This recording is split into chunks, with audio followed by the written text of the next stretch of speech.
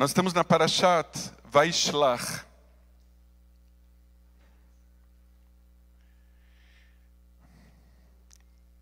Jacó decidiu ficar sozinho. 20 anos depois, Jacó está voltando para casa. Ele partiu solteiro, partiu um fugitivo, e agora ele volta com uma enorme família. Mas ele sabe que no caminho ele teria que passar por Edom. Edom era a terra do seu irmão, Esaú, motivo pelo qual ele saiu fugido 20 anos antes. Mas ele decide que é a hora e resolve passar por esse caminho. Esaú, ele se lembra, foi aquele que Jacó, passou a perna por 2 vezes no passado. Esaú é aquele que jurou matá-lo. E mesmo assim, Jacó estava indo na sua direção.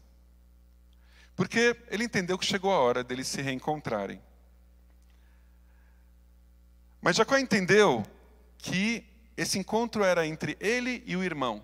Que a família que ele formou ao longo desses anos não tinha nada a ver com isso. Portanto, ele pegou as esposas, os filhos, fez com que eles ultrapassassem para o outro lado de um rio, chamado rio Yabok. E Jacó se deixou então ficar sozinho. No Zohar, nós lemos que Rabi Hia fez uma prece por Jacó, citando um salmo. Ele disse assim: Jacó, que nenhum mal lhe ocorra, que nenhuma doença se aproxime da sua tenda, citando o Salmo 91.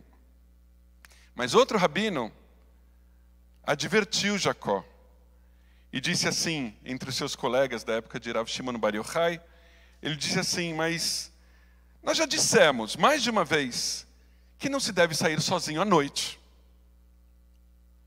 Estava tenso. Jacó decidiu sair sozinho e ficar sozinho à noite. Foi quando um ser lutou com ele a noite inteira, até o raiar do dia. Mas acabou vendo que não poderia vencê-lo.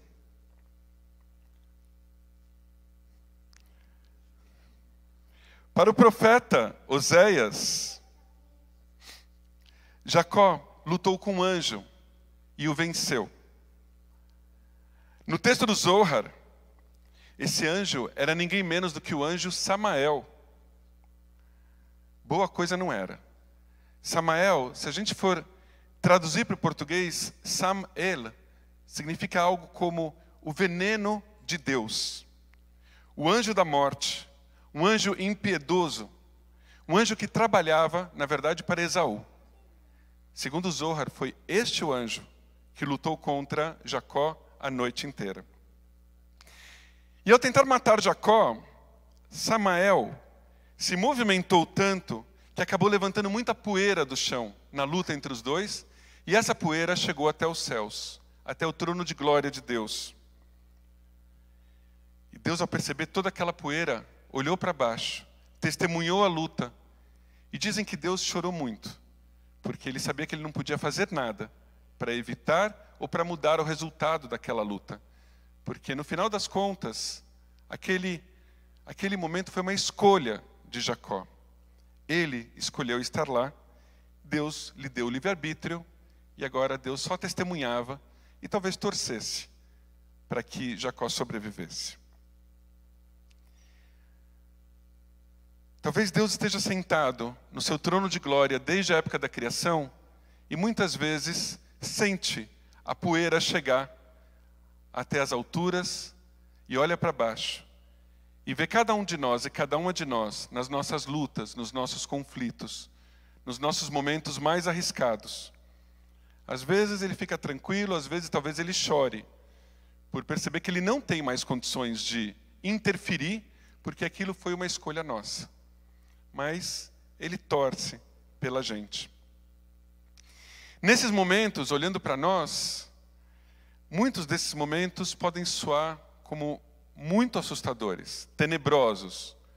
Momentos como se nós estivéssemos num lugar completamente ermo, completamente desértico, numa noite escura, sem lua, sem capacidade de ver as estrelas, sem conseguir enxergar um palmo na nossa frente. E naqueles momentos que essa noite é muito longa, parece que ela não vai terminar. Parece que a luz nunca virá. Mas virá. A luz sempre vem. Se a gente for perceber no mês, as noites que não tem lua, elas são uma noite, no máximo duas. Quase todas as noites do mês tem algum nível de iluminação. Hoje, por exemplo, é o dia 15 de Kislev. Nós estamos no meio do mês de Kislev, ou seja, hoje é dia de lua cheia. A luz sempre volta. Na maior parte do tempo, a luz permanece. E como nós aprendemos de Hanukkah, festa que se aproxima, um pouquinho de luz basta para afastar a escuridão. Jacó lutou uma noite inteira contra Samael, diz o Zohar, contra as forças da morte. Ele foi ferido, foi gravemente ferido. Ele sentiu que ele podia morrer. Mas o dia chegou e ele não morreu. A morte não o levou. Com os primeiros raios de luz, Samael, esse adversário tão perigoso, ele agora queria fugir. Ele agora pediu a Jacó para soltá-lo. No final não era nem o anjo e nem a morte que estavam no comando naquela noite. Agora, no início do dia, nos primeiros raios de sol, Jacó percebeu que quem estava no comando era ele. Foi ele que lutou contra os seus próprios demônios internos. Nem contra Samael, nem contra um outro homem, nem contra o que for. Ele lutou contra si mesmo. E venceu seus demônios. Nesse momento, ao raiar do dia, o anjo lhe perguntou: qual é o seu nome? E ele disse: Jacó. Jacó também perguntou para o anjo qual era o seu nome. E o Jacó falou assim: por que você quer saber o meu nome? Jacó. O anjo disse para ele: seu nome não será mais Jacó. Seu nome a partir de agora é Israel. Porque você enfrentou seres espirituais e seres humanos. E você prevaleceu. Jacó, naquela noite, decidiu ficar sozinho. Israel venceu. Também conosco pode ser assim. Quando a noite de cada uma e de cada um de nós parecer muito longa e muito escura, mesmo que nós não vejamos o sol e a lua, nós precisamos acreditar que eles estão lá, mesmo quando a gente não vê. Isso nós aprendemos da nossa tradição, da tradição judaica, mas também aprendemos da tradição brasileira. Como, por exemplo, de uma canção de Clara Nunes, que diz assim: o sol há de brilhar mais uma vez.